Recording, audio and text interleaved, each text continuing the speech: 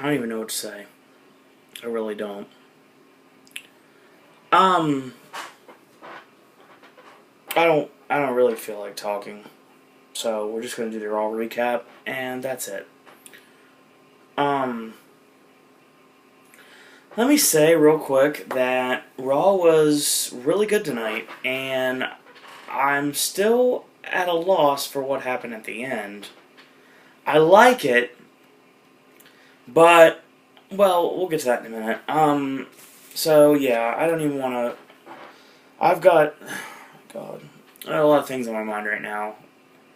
So, obviously I said a long time ago that certain things would never be discussed on this channel, and they're not going to, but... Oh, God. Let's just talk Raw. So we were in Kansas City, Missouri tonight, and of course it was the night after Extreme Rules, and the night after pay-per-view is usually really interesting because things definitely go to a different direction to lead toward the next pay-per-view. The next pay-per-view is Payback, and that's going to be in CM Punk country, Chicago, Illinois. So we started the show off with an ambulance coming into the building, and when the doors opened, Ryback came out. Basically, this was a really good heel promo from Ryback, very enjoyable. He said there was no winner last night, even though Cena was the man that was carried out, and he was carried away on the stretcher, unless you had the WWE app, and then obviously you saw that he just took off his protective neck. I still don't know what the hell the thing's called, sorry. But he refused medical help and he walked out on his own volition. Basically, Ryback doesn't give a damn about you or anybody else in the WWE Universe. But what he wants is John Cena at Payback in an ambulance match. He calls the fans weak numerous times, calls them weak people of society. He has absolutely nothing in common with you. The fans are the lost souls of society. And all they do is they worship the ground that John Cena walks on. Well, not all of us, but some. I can see where that's coming from. John Cena is your hero. It's quite pathetic. And at Payback, Ryback will personally take the fans to the morgue with John Cena. And there's only one fact of life: Ryback rules. I'm telling you, he's actually starting to come into his own as a heel, and I like it. I'm not completely sold on Ryback yet, but I could be in the near future. I don't know, maybe. Could happen. So, yeah, I am pretty... I'm sorry, I'm pretty out of it right now. I'm just going to say, full disclosure, I am just not in a good mood. So, we're just going to get through this as quick as we can, and I'll try my best to make up for it with Impact, SmackDown, and NXT later this week. But Raw just, I mean, it was a good show. It's just, I'm taken out of everything right now. And it has nothing to do with the show itself. I just don't know what to think about the main event. But we'll talk about that later. So, first match of the evening was a tag team match, which was basically my t-shirt collection. Wade Barrett, the Intercontinental Champion, and Fandango with the very stunning Summer Rae, and they were taking on Y2J, Chris Jericho, and The Miz, who dress so much alike that they might as well be a tag team. And, of course, there's some brand new music for Barrett, and hopefully he likes this a lot more than his 7,000 other themes he's had in the previous time. So, basically, we go midway through the match. There's the Miz line in the corner on Barrett. Goes for the crown, gets blocked. There's a DDT, that's a near fall, and there's a kick straight to the head. Goes for the figure four, but Fandango gets on the microphone and uses his name, and that pretty much calls for distraction, and then the music starts, and everyone gets down, does the Fandangoing, which I've done numerous times. And, basically, he just leaves Barrett out to dry, and he dances with Summer Rae on the outside. So, tag into Y2J, and he crowns Barrett, and hits the Bulldog, and the Lion Salt, and the Codebreaker. Tags Miz in, he locks on the figure four, and Miz makes Barrett tap, tap, tap like Sammy Davis Jr. So that's the end right there, and Fandango just keeps on dancing. So Miz and Jericho get the idea to slide to the outside and confront him at the same time. He pushes Summer Rae into the way, and he dives over the barricade and runs into the crowd. So meanwhile, Summer Rae and Jericho are giving each other the eye, so they start dancing, and they get this close to each other's face, and it looks like there might be a kiss or something like that. Jericho goes, talk to the hand, and bombs out. So yeah, That was interesting. So we see Vicky Guerrero come out in a completely pointless segment. Really, I still don't know what the hell a managing supervisor is. I don't think anyone does. I know Will doesn't, because he obviously brings it up every time Vicky's out on screen.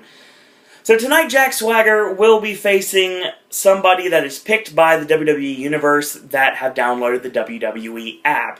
And that's going to be either the Great Khali, R-Truth, or the Viper Randy Orton. So we all know who's going to get picked here. Great Khali. You know I'm joking, right? Anyway, we see Hell No in the back, and they're kind of jawing back and forth. Daniel Bryan goes, we're not the tag team champions, I'm not the tag team champions, you're not the tag team champions, and I feel naked without these titles. And Kane retorts, well, you're shirtless, and you're wearing tights, so... And he's like, you want to make jokes? And he's like, I'm not a joke. Obviously, I'm not the weak link of this team. And Kane calms him down and says, don't worry, you're not the weak link of the team. And they jaw back and forth. And Kofi Kingston comes in to play Peacemaker because we have a matchup later in the evening. The Shield taking on Hell No and Kofi Kingston. So that match is going to be awesome. So we get Sheamus coming to the ring. And he's going to face off against one half of the primetime players, the Big Deal Titus O'Neil. So, basically, we see footage from the WWE app that after Extreme Rules, Mark Henry left the building and simply said, I'm going home. So who knows if we're going to see Mark Henry for a while. I mean, he might show back up at SummerSlam. There was a prediction that he was going to be facing E Langston in some sort of a strongman competition at SummerSlam. But maybe that plan has changed. Who knows? But we'll get to that later. So, there's the clubbing blows to the chest, as usual. He kicks Titus off the apron. D. Young with the distraction, and it turns the tide. Nice fall-away slam. Well, it's a fall-away slam setup, but what it was, he picked him up in a body slam position and just launched him over his head. So, like an overhead shoulder throw, basically. Overhead body slam, I guess you want to call that. Because he didn't lay out with the, with the fall-away, so... Chicken wings locked on in the grounded position, and ends up being a 2 count, and Sheamus hits the Irish Hammer twice, hits the high knee, goes for the white noise, and Titus tosses him to the floor. Young with a distraction, ends up hitting the white noise again, brogue kick, 1, 2, 3, Sheamus wins. So, here's the interesting segment of the night. And this started everything. And I will say right now, without thinking anything further, that, honestly, this segment really worked for me. Well, first off, so Heyman comes out, and it's been all over the internet today that Paul Heyman is going to come out, and he's going to reveal who his newest client is. Obviously, Brock Lesnar is hurt and selling the knee injury from Extreme Rules last night. Punk is off right now, and Heyman doesn't have anybody else to bandage, so he's going to bring someone in. Well, the internet went crazy saying it was going to be Rob Van Dam, and there was even a picture to tease it on .com saying that who was going to be the newest Paul Heyman guy brought into the group, and there was a picture of Rob Van Dam standing next to CM Punk and Brock Lesnar. So that was just a red herring, because obviously it wasn't Rob Van Dam. Don't know if he was in the building tonight, but I'm highly going to doubt it. I haven't heard either way. So basically, Brock has fulfilled his obligations to WWE. Funny, I thought he was wrestling at Mania 30. Anyway, the moment history took a left turn, that's what this is right now. And he's going to announce his new client. So this is going to be something you're going to remember for the rest of time. YouTube clips, video packages. It all starts right here. And he introduces his new client. Lights go out, and we see a Titantron we've never seen before. And we see Joe Hennig, who at this point looks like a miniature version of Matt Morgan. I saw that immediately. And Hennig comes out to a hip-hop version of Mr. Perfect's theme. This is badass music, straight up. I love this song. I would probably make this a ringtone of some sort if I could, because it's so good. I'm really happy to see Joe Hennig back. I mean, he dropped the Michael McGillicuddy name, obviously, and they're going by the name Kurt Axel. That's what he's called originally. And even though the Chiron says Curtis Axel, he's called Kurt Axel, but we'll get to that in a minute. I understand what this is from, and Paul Heyman basically says on the mic that he confirms what I was saying. So, there's always that. So, that's awesome. Well, basically, in the WWE, a legacy doesn't give any opportunities. It's kind of like an albatross. Basically, the name is Curtis, which, of course, is a tribute to my favorite wrestler of all time, the late, great Mr. Perfect Kurt Hennig. And Axel, which, if you want to take one way, I can take it another way, too. It's given the nickname of Larry the Axe Hennig. And basically, Axe and the L, I mean, you could say Axel to make it a full name, or you could say Axe as an L, as an Axe Larry, so, I mean, that works too. And basically, this is awesome. I like how this is going. Triple H comes out, and he's not really embarrassed last night, because they went to war, and he didn't walk away unscathed, but then again, Brock Lesnar didn't walk away unscathed. He kind of limped away. He wants to beat Paul Heyman down in the worst way. And Axel gets up in his face and says, the game has changed. You need to talk to me first if you want to get to him. So Triple H goes, okay, well then I got a new plan. How about I kick your ass tonight, and then I'll kick Paul Heyman's ass. So the crowd goes crazy for it. And that's the segment. Interesting. So I'll say right now, and I've been singing the praises of Joe Hennig for a long time. I mean, the Michael McGillicuddy character never really got any traction. I never really liked it. I mean, he was okay in Nexus. I mean, I've seen some of his FCW stuff. Joe Hennig can go. So, I mean, it's going to take a long time to get used to this new Curtis Axel name, but I think I like it. I know I like it a whole lot better than Michael McGillicuddy. But I will agree with JJ when he said that you might as well call him, like, Michael Curtis Hennig, or Michael the Axe, or Curtis the Axe Hennig. You could do that. I mean, I don't understand why we're going this direction. It's really strange. So there's always that. Well, we get our next match of the evening, which is the man who is slowly but surely growing on me, current NXT champion Big E Langston, out with the very gorgeous AJ Lee, sporting her new shirt. Love bites. Yeah, it does. Anyway, so basically we go to the middle of the match, as we always do, and there's the cross arm breaker. Big E reverses with a bomb, and he still has it locked on.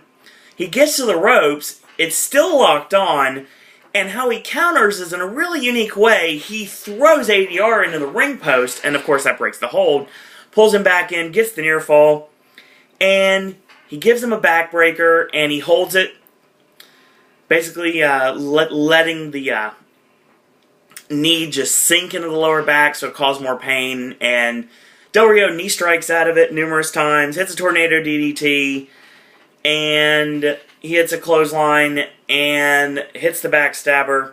The grounded side kicks, only gets a 2 count. Goes for the cross arm breaker again, this time it's also reversed. Big E tosses him to the floor.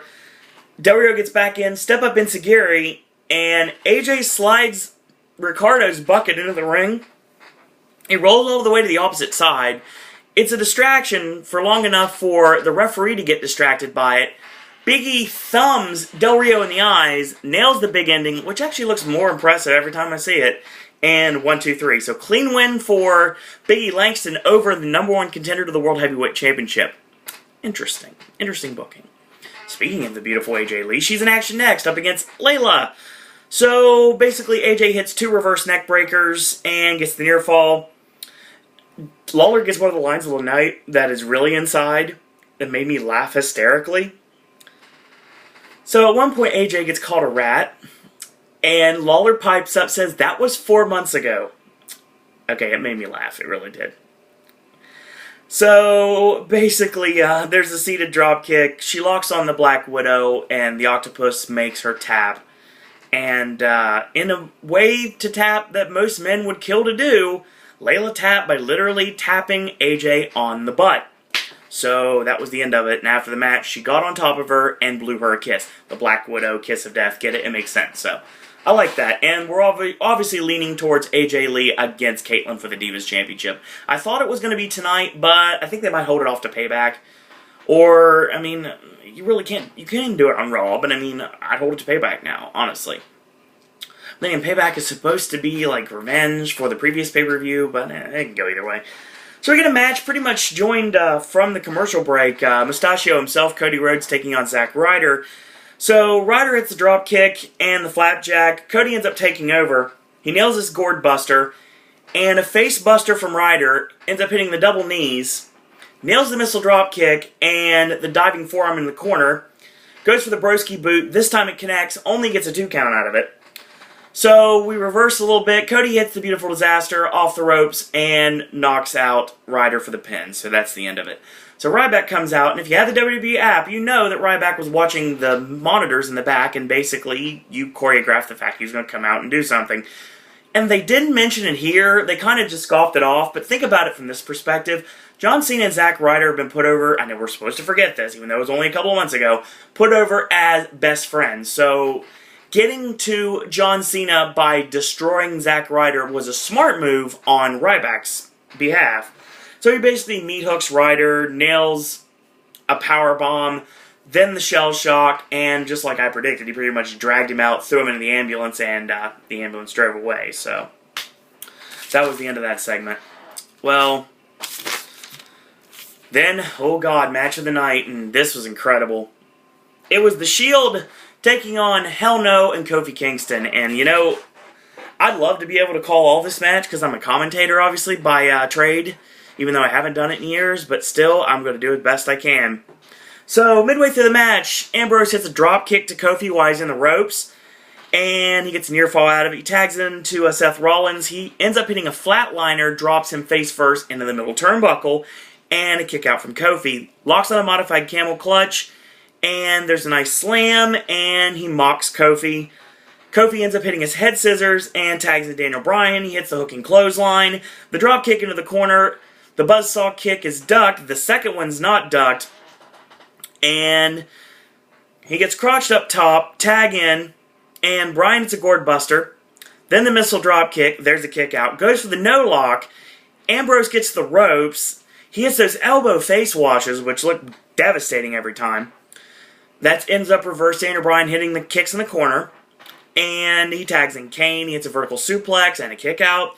And single leg tagging to Roman Reigns. So Reigns comes in with a headbutt. And Rollins is choking behind the referee's back, choking Kane behind the back. They whip him into the corner. Kane hits a clothesline, tags in Kofi Kingston, hits a straight right hand, tagging to Ambrose, and he reverses the whip, goes for the 10 punch. Kofi hasn't been able to land this in a while. Basically what it is you know how he does the 10 punch where he's on the middle ropes? Is usually how it's supposed to go, but he's on the top ropes, kind of sitting on it, and then he flips over. He hasn't really been able to hit it the last couple of times, so, I mean, it's kind of a lost opportunity, basically. Well, let's go further into this match, obviously, and a nice European uppercut tagging to Daniel Bryan. So he ties Ambrose to the Tree of Woe, hits a stiff yes kick, as well as a nice baseball slide drop kick, still gets a near fall. So Rollins with a kick to back off. Rollins hits the kick to the back during the Irish whip into the rope, so that's basically what happened there. It's hard to read my notes, I apologize. Rollins tags in, hits a turnbuckle powerbomb to Daniel Bryan, reminiscent of Ring of Honor's Tyler Black versus Bryan Danielson match, where they did the turnbuckle powerbomb. They pretty much broke the ring on that one, and they had to improvise. Gabe Sapolsky was talking about it on Facebook. Otherwise, I didn't remember, because it's been a long time since I've seen Bryan Danielson and Tyler Black wrestling. I'm not talking Daniel Bryan and Seth Rollins, I'm talking Bryan Danielson and Tyler Black. So, tagging to Roman Reigns, and he hits a short arm clothesline, a nice high knee lift, gets the near fall, and tagging to Ambrose. Ambrose ends up hitting 6 well-placed stomps right to the ribs, drops the power drive elbow, and a backdrop suplex for a near fall. He tags in Seth Rollins. Rollins ends up dealing out some punishment. Tag back into Dean. Their Shield are cutting off the ring like they do so well. Shoves Daniel Bryan twice, and Bryan connects with a kick to the skull, and tag into Roman Reigns, and hot tag into Kane. Kane comes in, 2 corner clotheslines, hits the side slam, and Ambrose makes the save. Kofi hits the clothesline, knocking Dean Ambrose all the way over the top rope to the arena floor. Their stereo suicide dives on both members of the Shield on the outside by Kofi and Daniel Bryan. Looks awesome. And Reigns gets nailed with a DDT off the ropes from Kane, the Undertaker DDT, basically, if you didn't know. Kick out. Kofi thrown into the ring post. Ambrose suplexes Daniel Bryan on the outside. choke slam, going for it, does Kane, and Rollins comes off the top rope with the knee strike right to the back of the head. Spear from Roman Reigns, and a 1, 2, 3. Great match here. They went about 23 minutes, and the match was phenomenal. So, if you get a chance to see it, it's one of the better matches we've seen. Definitely one of the best matches on Raw this year. So, check it out if you get a chance. So, after this, we had our match where, I guess you would call it the semi-main in this case, because the Divas match was earlier on in the show. So, basically, the WWE app selected the opponent for Jack Swagger. And no surprise, it was Randy Orton. So, during this, I found on the WWE app that apparently Cully did some detective work, and Caitlyn doesn't have to worry because the Road Dogg is not her secret admirer. You know, I'm actually, like I told you guys on the Extreme Rules prediction video that I really ate a lot of crow on. I, basically let you know straight up that I don't mind the WWE app. I liked it. I was actually watching the matches and some of the interview segments on WWE app when they would go to commercial, and it worked really well for me. So that was pretty awesome. And obviously I don't need it when I go to SmackDown because I'm going to be there live, so I don't need the app. But the app's really awesome. If you get a chance to go to your Android or Apple, I don't know if it's iTunes or either way, your Apple or Android stores, and get the WWE app. It's pretty awesome, so it's pretty good. So we get Jack Swagger and Randy Orton. The match is pretty good. So Swagger ends up diving clip to the knee to take Orton's knee out. Of course, he's working Orton's knee the entire match, basically leading towards locking on the Patriot Lock for the finish. That's what he's setting up. He knocks on the first spinning toe hold of the night, and this was to be an ongoing thing because he does it numerous times. Orton punches out of it. Orton backdrops Swagger to the floor and goes for the snakebite DDT while he's on the ring apron to knock him on the floor, and he gets pushed back into the barricade and then brought back into the ring apron. So that pretty much broke that right there. Went for the spinning toe hold again, and again Orton punches himself out of it. So Orton gets knocked off the top to the arena floor in a very awkward spot right there. But he tweaks his knee, so it works really well for the continuation of the match. Another spinning toe hold. This time, Orton ends up getting to the ropes. Swagger charges, hits his shoulder into the ring post. Orton takes advantage with the superplex for the near fall. Swagger ends up hitting the belly to belly, and for a near fall, goes for the Swagger bomb, and it gets reversed this time. And I call this vintage Orton, folks. Clothesline, duck the clothesline, Samoa Joe snap power slam. And he's going for the snake bite, this time reversed. He hits that takeover, and he gets a near fall out of it. So he goes for the Patriot Lock. Orton fights out of it. Hits the 3.0, Mike Sanders backbreaker, if you don't remember it, for a near fall. Finally hits the snakebite DDT after so long. Goes for the RKO, reverse into the Patriot Lock, and Orton gets to the ropes. So basically he goes for it again. He kicks him out of the ring. Swagger comes back in the ring, charges in, goes for the clothesline. Orton ducks, RKO, 1, 2, 3. So that was the match right there. Then, well, there's the main. Triple H versus Curtis Axel. Well, this is the first time in 3 years we've seen Triple H on Raw. And, yeah. I knew something was up because obviously it was really close to 11 when this match got in the ring. So I knew it wasn't going to go very long anyway. But I still hope that WWE would put Curtis Axel over, obviously, to get over the new guy. Well, not new guy, but the newly re-debuting guy. That's what the word I'm looking for. Triple H hits 2 Stardom clotheslines and a kick out, dumps Axel to the floor, whip, and he drop kick. Axel with the whip and the drop kick for the near fall. And then he started raining down these hammer blows, dropping the point of the forearm into Triple H's head on about 5 different times, and then came off the middle rope, second turnbuckle on the inside, and dropped the old Bret Hart elbow. So he locks on the chin lock, so he's basically working the neck the whole match. Triple H double legs him, knocks him into the corner. Eventually he ends up hitting the chin breaker and hits the spine buster off the ropes. He clotheslines Axel to the arena floor, and Axel follows him out there. He gets clotheslined on the arena floor. So at this point, Triple H is kind of out of it. And he sits down in the ringside chair during the match, asking for water, and he gets it, and he drinks it down, and he pours it over his head. And then he gets up to try to get back into the ring to continue the match, and he goes right back to the chair and sits back down. Well, the trainer comes out at this point, and they're checking on Triple H. Like, they're checking with a flashlight to see if he's still with us, see what happened. And then Triple H gets up, he collapses, so they finally get him back into the chair. And they're like, do you know what day it is? He's like, it's Monday. He's like, do you know, what do you remember? And he said something. I barely could hear it because this was on the WWE app. And I'm sure this footage will be released eventually. I have a feeling it will. Especially if this is a work. And it probably is. But, and great sell job by Triple H if it is a work. Because it, really good to sell the concussion. You know, it was mentioned on Facebook, and I'm going to give credit where credit is due. Anthony Farley came up with this. And you know what? I'm going to give him credit because this is something I would say too. This reminds me very much of when Owen Hart hit the enziguri on Shawn Michaels, and Shawn Michaels collapsed in the middle of the ring, and Owen took credit for taking out Shawn Michaels. This is exactly what Curtis Axel is going to do, especially with Paul Heyman at his side, and I don't have a problem with that. I think it works pretty well. So, it was really interesting. They asked him how he was doing. He was like, he's kind of like out of it, and he was like really out of it. He looked pale and everything. I mean, this was really good. If it wasn't just a sell job, I would totally believe that something really bad was wrong with Triple H. And that's kudos to Triple H for that and making us all believe. And there was a lady that was in the front, like one of the rows, and she like had a look of awe and like bewilderment, maybe. I don't know what's like that at the point. So that'd be great if that was the thumbnail for this video. Sir Owen Disney talks about Raw. So, yeah. Well, it asked what was going on, and like Triple H said, I don't know, I was like, who are you facing tonight, is what he was asked. He was like, I think I'm facing McGillicuddy, or Michael McGillicuddy.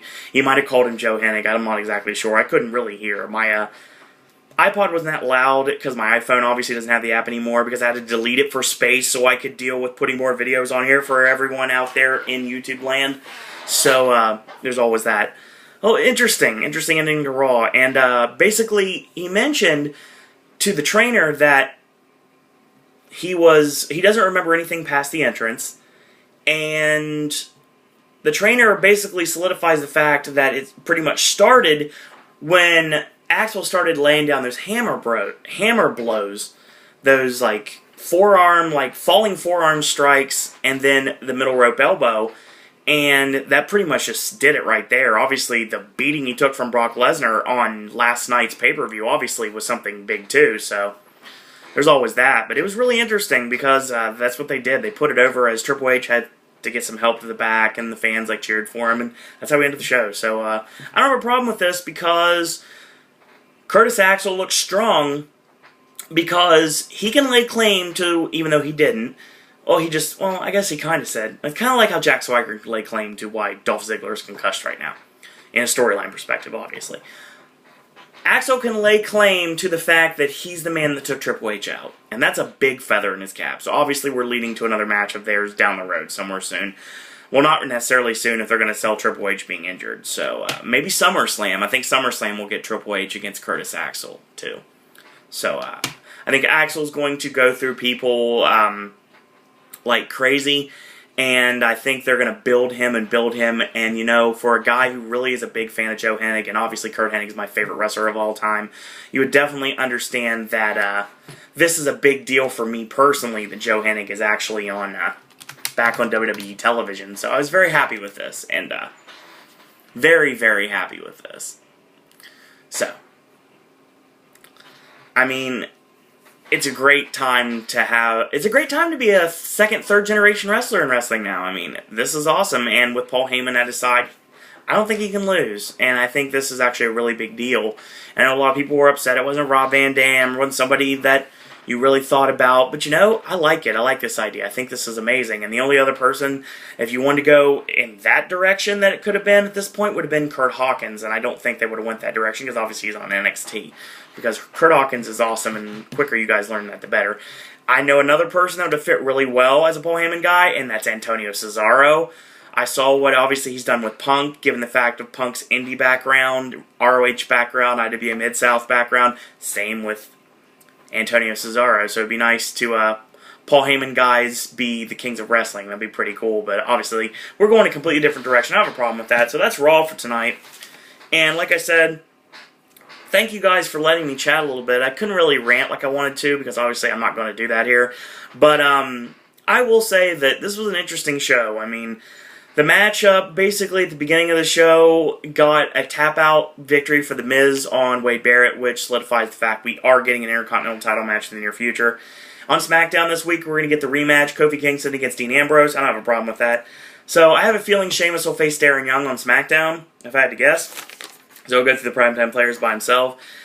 And I like the Curtis... It's going to take a little bit to get used to the Curtis Axel name, but I like it. I love the music. The music is phenomenal. E Langston gets a clean victory over Alberto Del Rio, who is the #1 contender to the World Heavyweight Championship.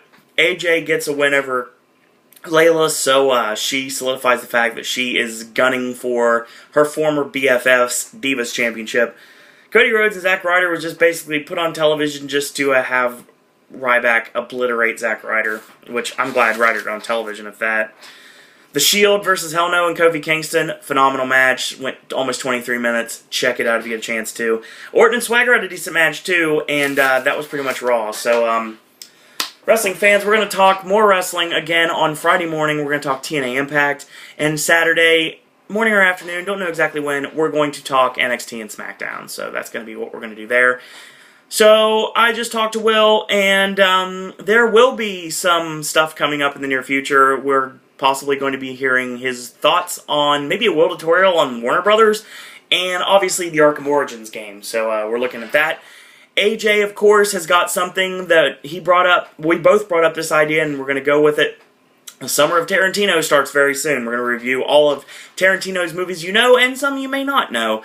And obviously, he's going to be doing some television series as well. We're going to be getting retrospectives on Flight of the Conchords, as well as Human Giant. So that's going to be amazing. And Ben, of course, is joining us for a music review somewhere in the near future. So that's going to be awesome. So it's a great time to be a fan of pop. You're getting content every single day, and we're enjoying every second of it. So thank you guys and girls out there for being a part of the Popcaster Revolution and watching these videos, leaving comments on these videos, thumbs up these videos, tell your friends to do the same. And if you want to follow me on Twitter, you're more than welcome to, at Sir Owen Disney. And you want to find me on Facebook, you can. It's Owen Disney there. So I'm going to get off here.